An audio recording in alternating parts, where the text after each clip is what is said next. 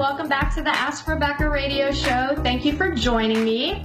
A couple of quick announcements before we get into tonight's show. I've launched my first webinar series on manifestation. It's a 3-part self-paced online workshop to teach you how to manifest new beginnings in all areas of your life. So if you want to learn how to tap into your infinite supply of money, prosperity, love, and abundance, you definitely want to check out this course. For more information on what's included in the series and the 3 tiers of pricing customized to your needs, you can go to my website, AskRebecca.guru, and click on the online courses page. I wanted to make the course simple and affordable for everyone because I feel it's extremely important to know exactly how you create in this world and how you manifest.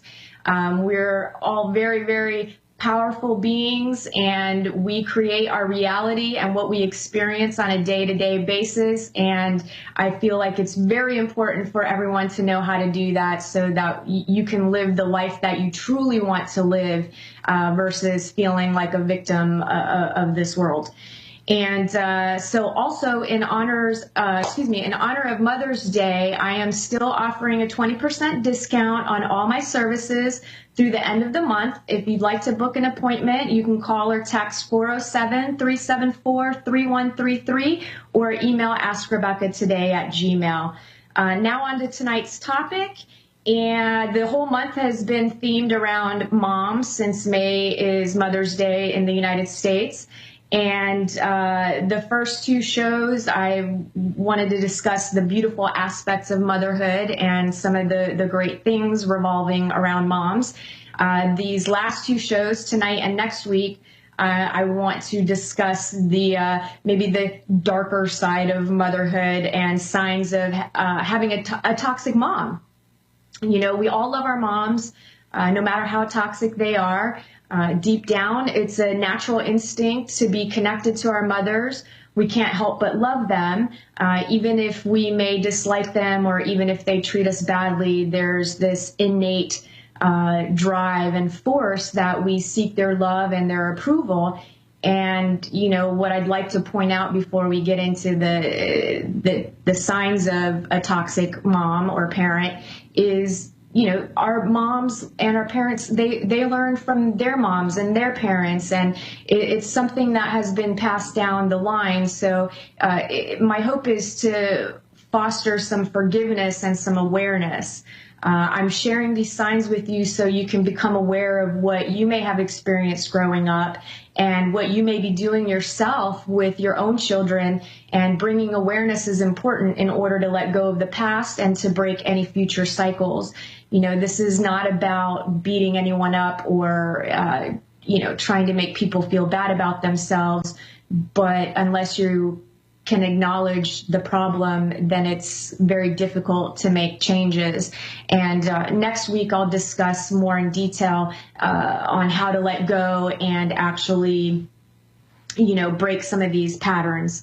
So the following are some signs you may have a toxic mother or parent or both, or you may be one yourself or all of the above.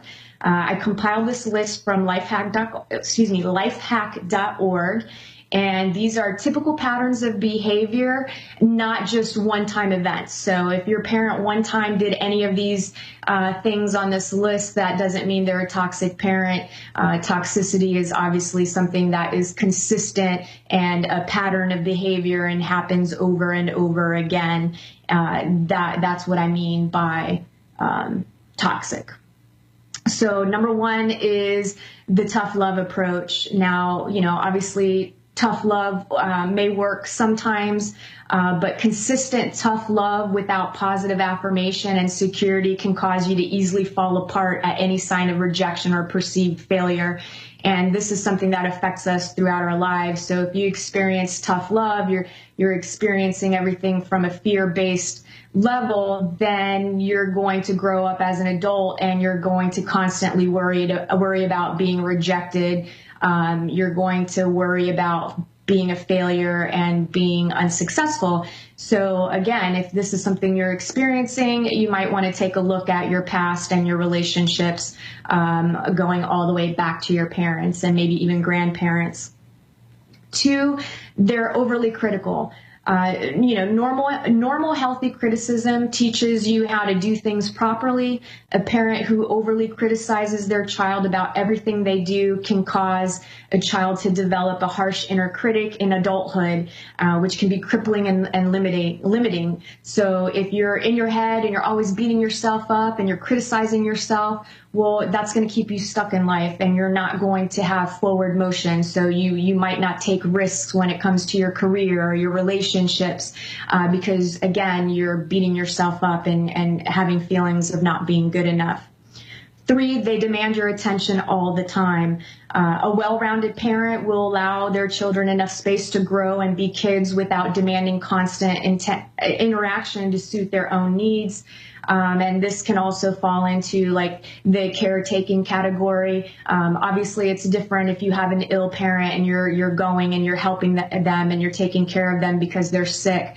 It's different when they're physically healthy and they can do things, but yet they're basically irresponsible people, and you find yourself raising your parents, instead of them raising you. So this can cause some serious problems for you as an adult as well. 4, they make toxic jokes about you. Obviously, all parents and people, we pick on each other. We pick on our kids. You make a joke. But again, a toxic level is when the jokes become commonplace, and it's an undermining tactic that can make you feel badly about yourself. And again, if you're doing this or you've experienced it in the past, this builds, horrible self-esteem. Again, be aware and conscious of what's happening.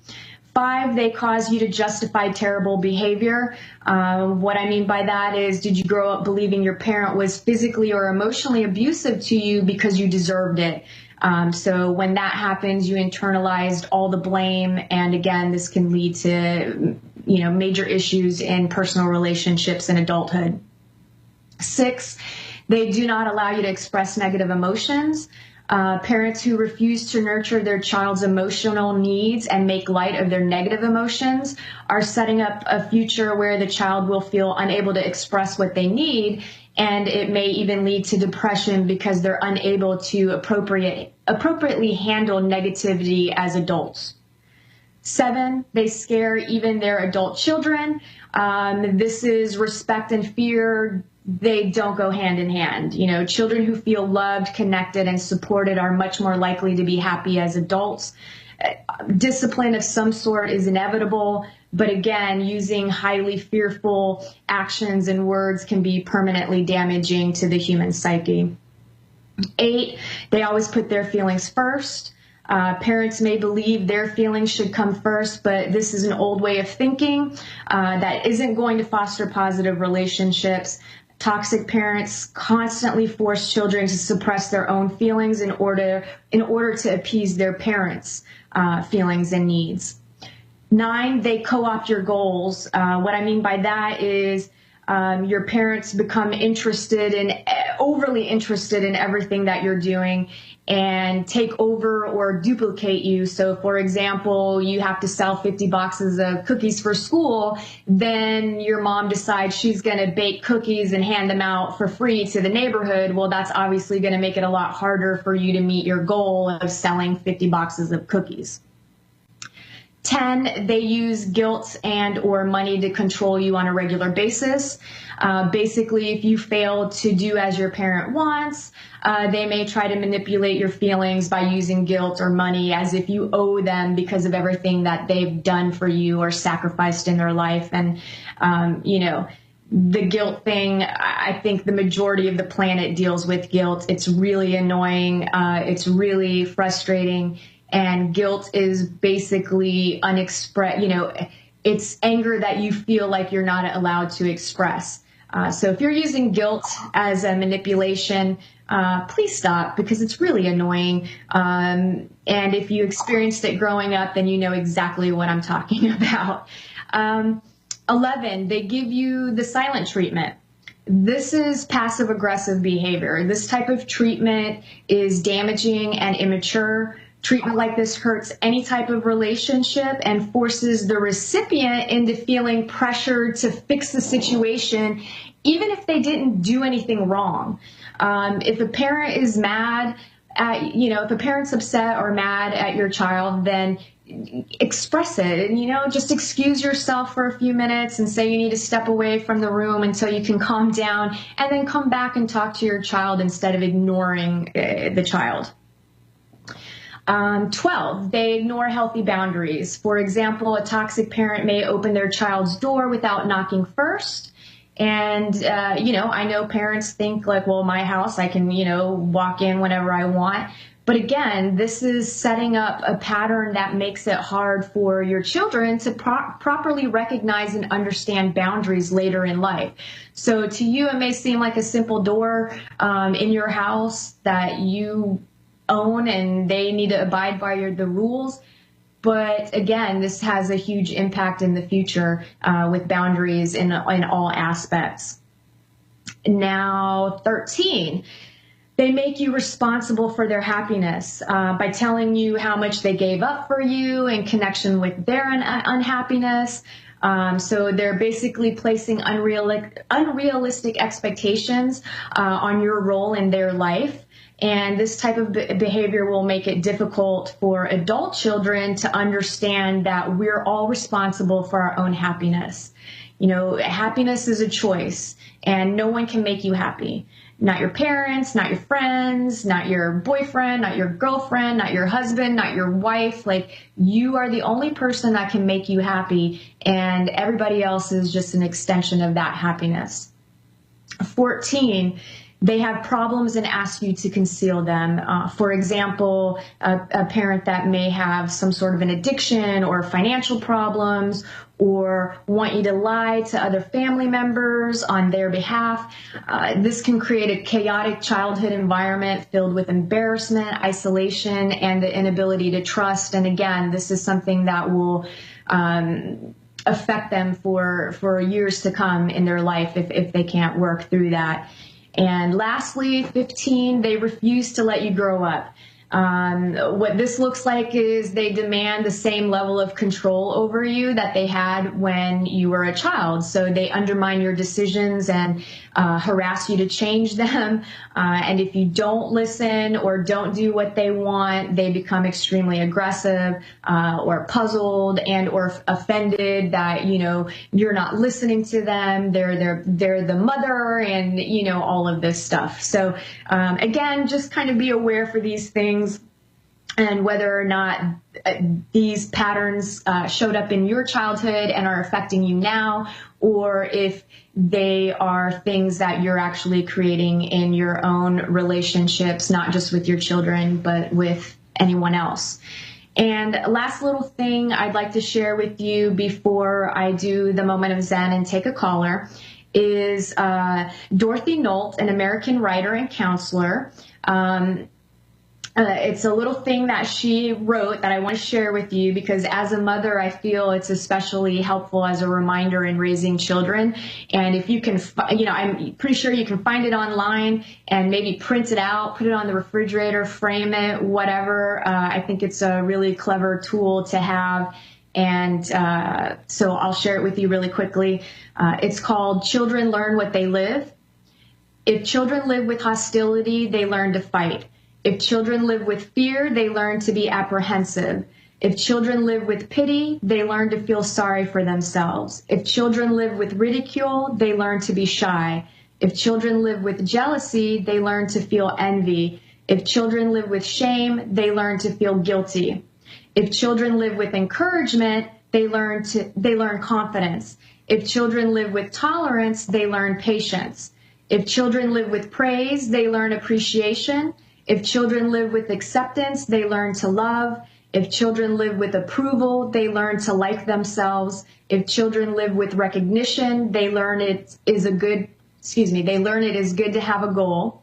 If children live with sharing, they learn generosity.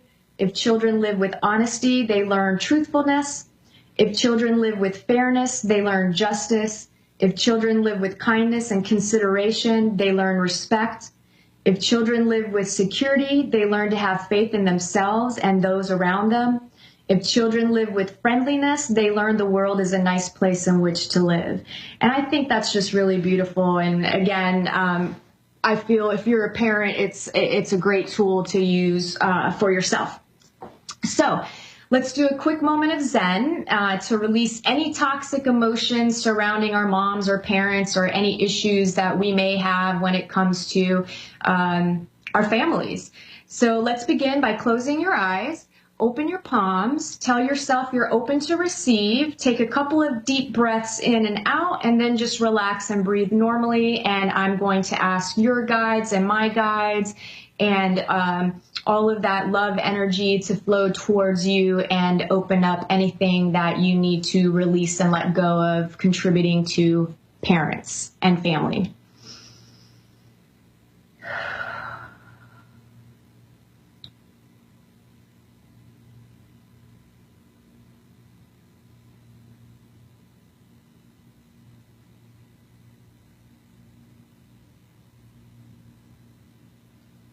All right, open your eyes. Let's take a caller. Hi, Pam. You're in Las Vegas, Hi. Nevada. How are you? Hi, I'm fine, Rebecca. How are you? Good information you were putting out there. Did you say that the website was lifehacks.com for that list? It's lifehack.org. .org. Yeah, very interesting information. I was sitting there listening to that and seeing how especially my mother and how we relate, how we act as adult children with our parents. So both my parents are deceased, but I am a grandmother with 3 grandchildren that I watch about 3 to 4 times a week. So this is actually pertinent information to have. So thank you. Oh, you're so welcome. I'm glad that I was able to help you with that. And, you know, the funny thing is that I do feel that some of, you know, the relationship with your parents have affected some of your relationships.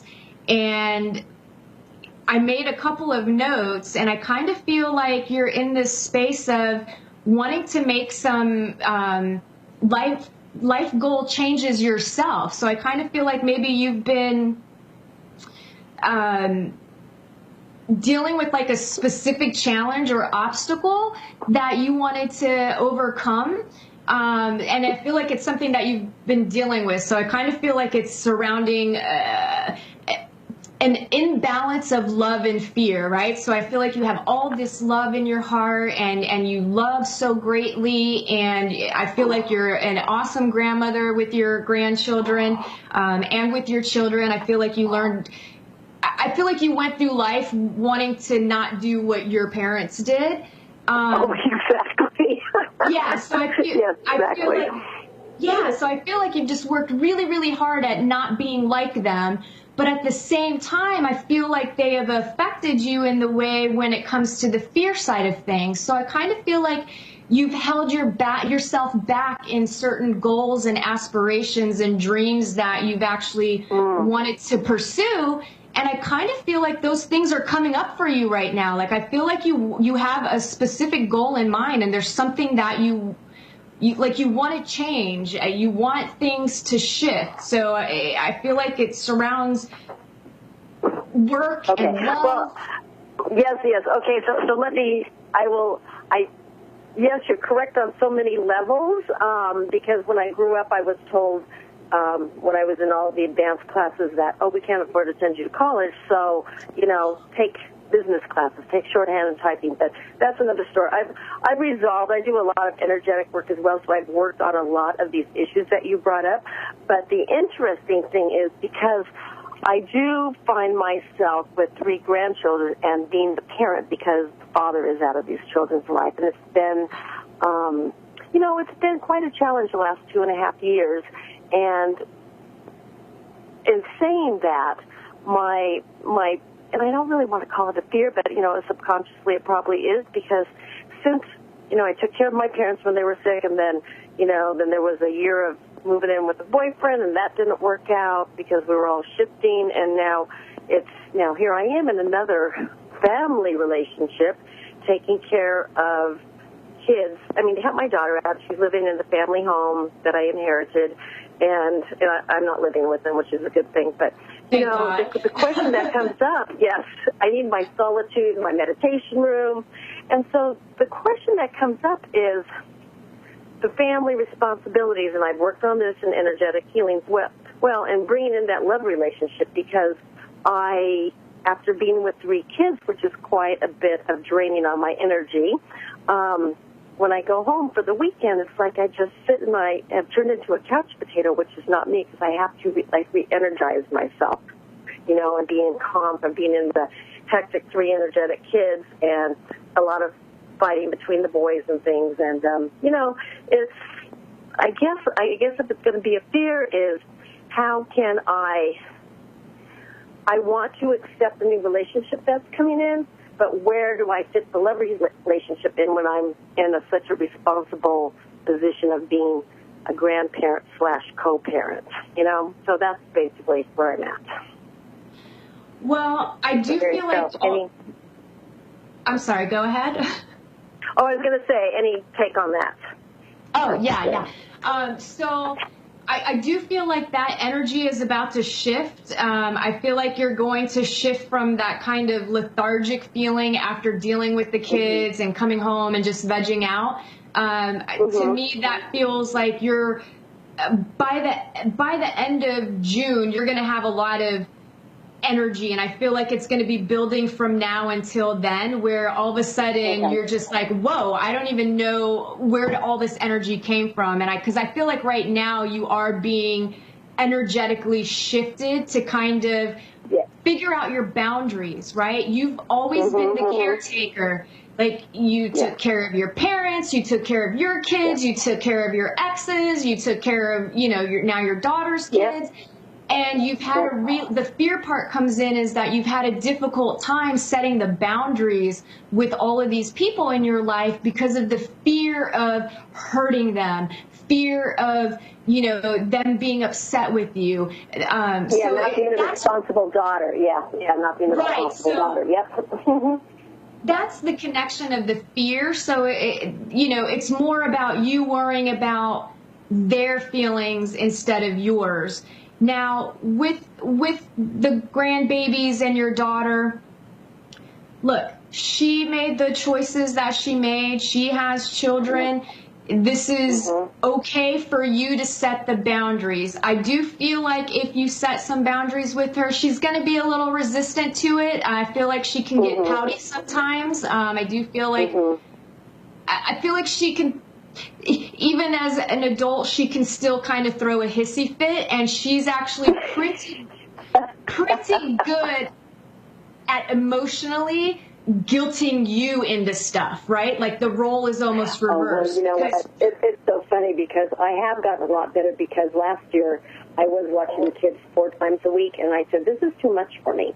I can't do it. And then I had some resentment, and she goes, well, Mom, if you're going to have an attitude when you come over here, then I don't even want you to babysit. And I looked at her and I said, honey, I told you I cannot handle 4 days a week with 3 children. I said, I had 1 child for a reason. Right, exactly. So I am putting boundaries, and you're absolutely right. I have put boundaries in. It's gotten, slightly better, but I will say with these boys, I've had a lot of energetic work done with them too, because they didn't even have, in their past history, any past having a normal family as opposed to a dysfunctional family, what love is about in a house. And, so I am aware of things that come up relative to these boys, but this constant fighting is, a lot for me, and I know boys fight, but this is fighting that's like the older one, the 13-year-old, punishing the 9-year-old because the 9-year-old won't shut up and wants to have the last word, and the 13-year-old, his emotions are like right under the surface, and right, so there's been a lot of conflict relative to that. So I've had a past life experience to come out of, as you said, not to put up those boundaries and just try and be the grandma, and I do my best to do that and try not to get involved in the situation, and that's shifting right now. That is something that's occurring right now. So. Yes, it's definitely shifting for you. And, the boys, that it's stemming from not having their father in their life, and I feel like it's affecting them in a way where they're feeling rejected on some level. Normal is all relative. Like, I feel like they're in a stable environment at this point. They're in a house, they have you, they have their mom, they're going to school. I feel like with them, I only have 2 minutes left, so I'm going to try to make this quick, but I feel like with them, you've just got to also not feel bad for them, right? You're taking on the responsibility of their father not being around and the situation that they've had to deal with. And I feel like if you actually express to them in a way where you say, hey, boys, grandma's feeling a little sad right now because you're behaving, the behavior is affecting me, or whatever the case. So expressing it in that way. Right. And then really quickly about the love thing. Now, thank you. You can have the love, and I feel like you can even be doing some passion, you're into energy work, you're totally spiritual, you have your own intuitive gifts and abilities. Like, I feel like you need to connect with that and start going to some groups and going out and networking. I feel like there's definitely somebody that will come into your life. My advice to you, because I feel this person coming in over the summer, maybe towards the end of the summer, as long as you're putting yourself out there, you've got to put yourself out there, Pam, otherwise this won't happen. But the advice is, you're going to be tempted to go too far too fast. And this person may even try to rush. I feel like you guys are both going to be in the same place where it's like, okay, we got to solidify this love, right? We've got to rush it along, but I want you to make sure that you slow it down and you just get to know each other and date and have fun. And I feel like financially things will be looking better, and I feel like maybe you even have a trip planned or something. I feel like you might pursue going somewhere that you've always wanted to go to. Cool. Okay, well, thank you, Rebecca. I really appreciate you speaking with me tonight. Absolutely. Thank you so much for calling in. And if you want to get in touch